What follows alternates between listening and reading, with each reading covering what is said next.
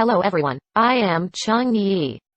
The subject of this video is how to make a horizontal aircraft game with Construct 3. What should you do? Episode 3. This will be the last episode of this series. However, if there is any updating, I will upload a new video for you. In the last video, we considered how it works on the mobile device. We solved both hands pressing scenarios with multi-touch and button overlapping functions. In addition, we have added more behavior patterns of the enemy. Includes shooting bullets and movements. It will fly to player directly. The enemy has 2 rotation behavior. And in last video, we show the concept of the game flow, which allows players to switch between different stages of play. We complete the overall experience of the game with the design of the previous 2 videos. The player can travel in this world of aircraft game. But there is one more thing that needs to do. We must design the final challenge, also called boss. After defeating it, player will complete the game. Okay, stopping nonsense. Let's get started.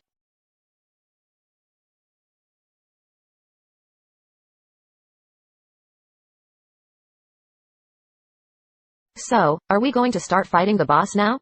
No, wait a minute. Before challenging the boss, we have to improve the player's power first. As for how to improve the player's power, there are 2 parts. The first is bomb. The second is increasing the player's attacking power. We want the player to make a stronger attack. One way is the bomb.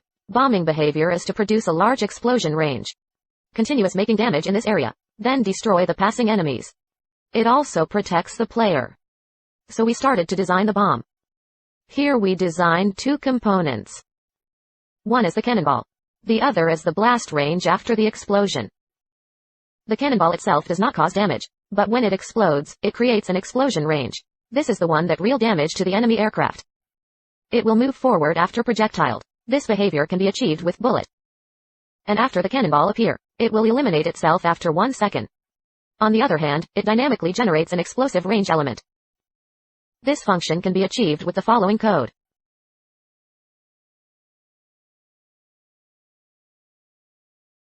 First we create an sprite. It's what we call the explosion range. Here we use the shape of the graph as a circle. You can observe its collision node. Does it meet your needs? If not, you can then manually adjust it again. The explosion range does not move after it is generated. Before it disappears, all passing or encountered bullets or enemy aircraft, they will take an amount of damage. We can use the collide function to trigger causing damage to the enemy. We can set an explosion damage variable. It can be adjusted after testing after. Enemy life will be subtracted from this variable. But if the enemy's life is below 0, the enemy aircraft will be destroyed. The cannonball is dynamically generated by players firing.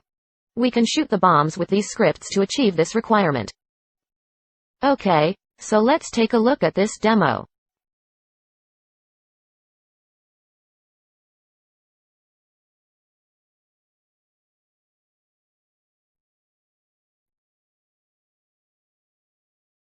Next, we want the player can increase the attacking power. How to increase this damage? We can boost the player's firepower. The most direct way is increase the number of bullets shot player. So we design a player's power value inside the program. That is, the power value. The default value of this power is 1. Next, when the power value is 2, 2 bullets will be shot. And so on. When the power is 5, then it will shoot 5 bullets. Because we set the maximum value to 5. It's not going to get any higher. The way to shoot multiple bullets. This can be solved by using the following code. We can use if to archive this requirement. This way may seem a little violent, but it works. When we can increase the damage of small planes. It could happen when enemy B defeat. The enemy aircraft will drop some items. For example, item P means a boost to attack power. Or item B will increase the number of bombs. In order to achieve this design, we must use random function to determine what will be dropped. Here is the function, random. Every game development IDE has this function. It's a basic element in any IDE. In random function, you need fill an integer number, n. It will return you a floating value between 0 and n. For example, if n is 10, the system may return to you 1.252.3467.4567, etc. So our design here is something like this. Next, if we also use the function int, then the returning random number will be integer. Here, if the result is 0, then it means that the object should be dropped. If n is equal to 10, the chance will be 1/10. That's 10%. If n equals 3, the probability will be 1/3. That's 33%. Okay, so in this way, here we have a table. You can see that destroyed when n is equal to 1, the probability is 100%. If n is equal to 5, that's 1/5 equals 20%. The worst case scenario is 1/10 when n equals 10, which is 10%. You can refer to this chart to decide how high the probability of dropping item. So we'll make a new variable called RTOI in its prototype, which corresponds to the maximum value of n. The corresponding code is not too complex. You can refer to the following. Okay, now let's see when the enemy aircraft be destroyed. Does it drop enhancement items? And check if it raises the attack power of small aircraft? Let's check.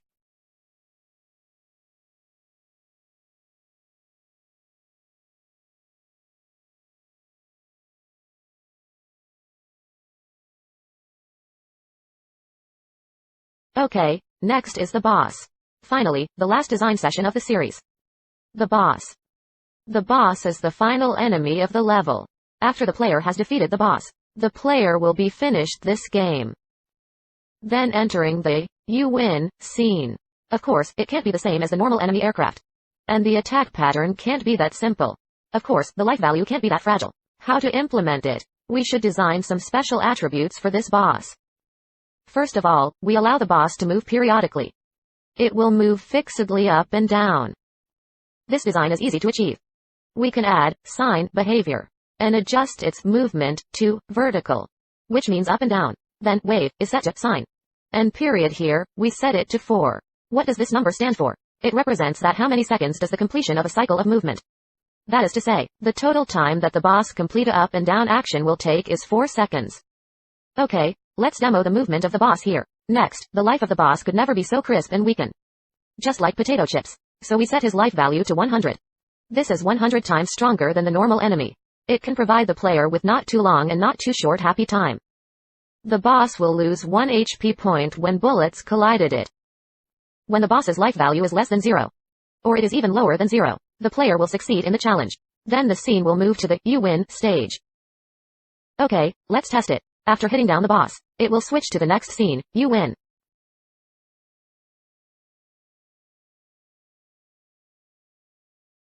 Do you remember how the small aircraft moving like in the last video? It is from left to right. Here we use the game move object. It slowly goes to the right side at a fixed speed. And there is another attribute on game move, the scroll to, it also called camera attribute. The camera will follow it. But when the player moves to the boss, the whole isokinetic movement should stop. To do this thing, we have to define the conditions for triggering and the corresponding actions. We designed a stop bullet area for the trigger condition. The condition is that when the game move object touches it, the whole moving scene will stop moving. We'll take the bullet behavior of the small aircraft to false. And also, game move's bullet behavior sets to false. The above requirement can be achieved. The player will be able to slay with the boss without moving the background layout. Of course, you can also design multiple small boss. Then the behavior of the bullets can be reset to true after knocking them down. Keep the small aircraft moving to the right. Okay, let's take a look. What is the result?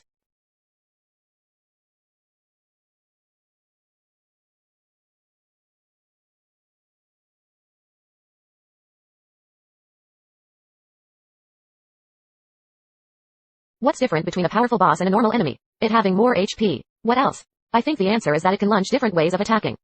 Except that it would slowly shoot the bullets out one by one. It would also shoot a large number of bullets. Also, I wish he could shoot lasers.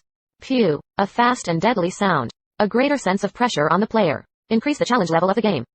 After direct attacks, you can also let the boss call out minions periodically. It makes the game even more difficult.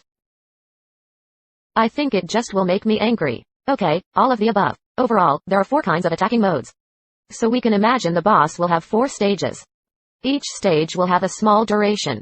Attack with the same pattern. Okay, let's present it in table. The overall design plan. In practice, we set a variable for the boss. This is used for different stages. There is another variable. It represents the total time that this stage has progressed. When the starting of the stage, it will be set to 0. After a while, it will periodically accumulate it. Each stage will have a maximum time. When it exceeds the maximum time, the boss will switch to the next stage.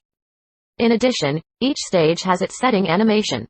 You can refer to the animation of the 4 stages. The first stage of the eye occasionally shoots bullets. Second stage, the eyes will shoot bullets quickly. The third stage of the eye emits laser light. In the fourth stage, minions come out from the boss's mouth. Well, with the above basic design, let's implement them one by one.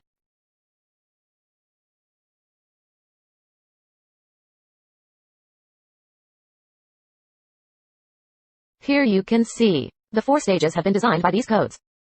So let's move on to the first stage. The boss slowly firing bullets. The animation is set to a less aggressive face with a plain pair of eyes. Since we had previously designed the bullet to chase the player, so it's just a matter of having the boss create these regularly. We use the bullet that can chase players. We have to apply the CD that was mentioned before. The only difference is that we need to adjust its position relative to the generated it, because we want the bullet fly out from boss's eyes. So when the bullet is being created, it should be one pair. We have to adjust its XY axes related to his left eye and his right eye. You can adjust the position of their offset by try and error. Okay, let's look at the first stage of the attack pattern. That looks pretty good.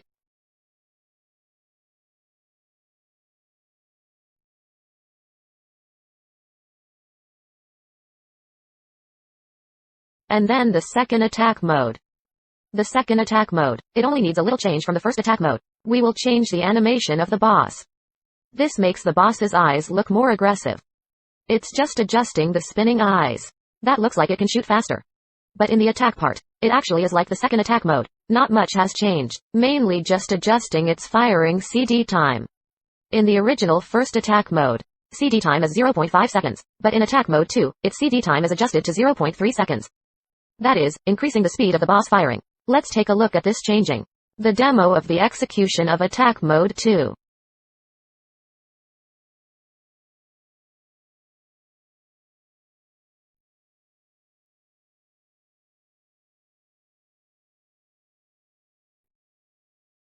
Then comes attack mode 3. This stage needs to let the eyes of the boss, looking like can shoot laser light. The concept is to let the eyes will be ready for shooting laser light. Then changing the animating of boss. Let the player know that it seems the boss is a little dangerous. The boss will shoot something out from the eye. I think players will be shocked when the first time encounter this attack mode, and then suddenly be killed. But in the game, this kind of unpredictable thing can be very interesting. Right? The judgment of damage. It has the same principle range as the player's bombs. It also causes damage to the player when someone within this range. If the player unfortunately touches this area, the player will be damaged, and the laser light will exist for a while. The player need to run away, escape this laser light area. There are no other self-protection options. Okay, let's design the laser light attack range. Here we have used a lightning-like icon as the attack range. You can also check the colliding nodes. Are the colliding nodes good enough for you? The damage judgment is triggered by is overlapping function. The player will SWTICH to the death scene if his life lower than 0. Okay, let's take a look at attack mode 3. It looks like this.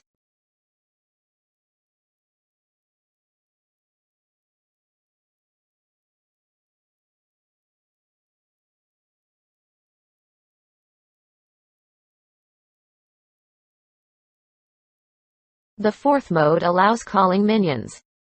Which one is more exciting for the player in our game? I think the kind of enemy aircraft that will run straight to the player is more exciting. The spawning method is also using create object, and to match the concept of CD, which could periodic generating. There is another purpose for summoning minions. When players who are fighting with the boss, but he dies in accident, we will take the player's attack power and all bombs then set to the initial state. In this case, face-to-face with the boss will become more difficult. So, when boss spawning minions, then the player can take down these minions. Again, you can get some items that can increase player's attack power. This design will increase the player's attack power. It is a very good design for the player. Okay, so the program to spawning the minions looks like this.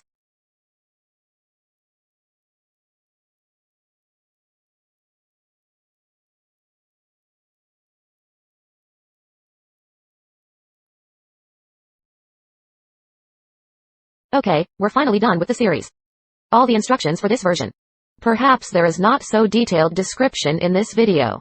You can download it and get more detail. It will contain more detailed information that I didn't mention in these 3 videos. In this video, we mentioned 2 things. The first one is to increase the player's attack power. Then the attack boost of the weapon is included. Then you can fire bombs. And we can get best items from enemy aircraft. Items for increasing players' attacking power.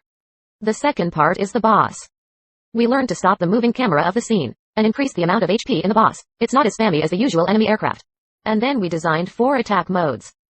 All of the above, the whole operation is a simple, but it's still a complete horizontal aircraft game. You can download it through this video below. The game design development project that I'm talking about. Modify the content to what you want. Apply your own icons. Design your own aircraft game. This version of this series of introductions is complete. But I'll schedule more time later. Rolling upgrade of the game. You can expect to have more levels, and then a more beautiful UI. Or more higher quality of small and enemy aircraft. After I finish a new version of this game later, I'll update my video again, for your reference. Okay, if you think this video is okay, please hit that like button. Thank you for watching these episodes. Thank you also for subscribing to my videos. I'm Chung Yi.